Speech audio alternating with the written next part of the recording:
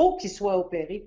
Il le faut absolument parce que là, ça va s'aggraver ou, je ne sais pas, il va en mourir. Cette femme est très inquiète pour son conjoint. L'homme âgé de 70 ans a reçu un diagnostic de cancer de la vessie.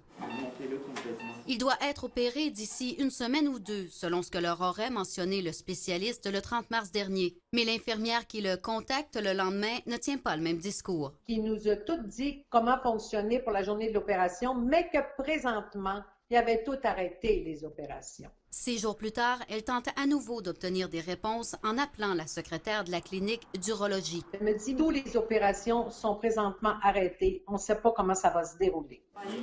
C'est comme un coup de masse après l'autre. Tu essaies de t'encourager, tu essaies de dire, ils vont soigner un peu les gens malades, les gens, pas juste les gens qui ont le corona. C'est pas que je veux critiquer contre les urologues ou contre la médecine. Je sais que c'est pas évident, là, ces jours-ci.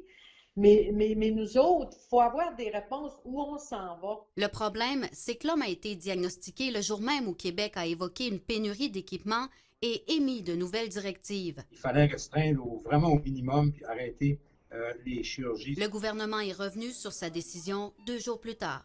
Ça devenait très difficile pour les organisations de continuer à soigner les gens de façon sécuritaire. On est encore limité, mais on est capable d'offrir une meilleure gamme de soins chirurgicaux aux patients actuellement. Un comité de surveillance des activités chirurgicales se réunit quotidiennement pour déterminer la liste des cas prioritaires et planifier l'horaire qui est, dans le contexte actuel, appelé à changer souvent. Ça appartient aux équipes traitantes, aux médecins traitants, d'être réassurants puis s'assurer que la communication soit bonne. Le couple a d'ailleurs reçu un appel du chirurgien ce mercredi, lui confirmant que l'opération allait bel et bien avoir lieu la semaine prochaine ou encore dans 2 semaines. Kate Tremblay, TVA Nouvelles, Saguenay.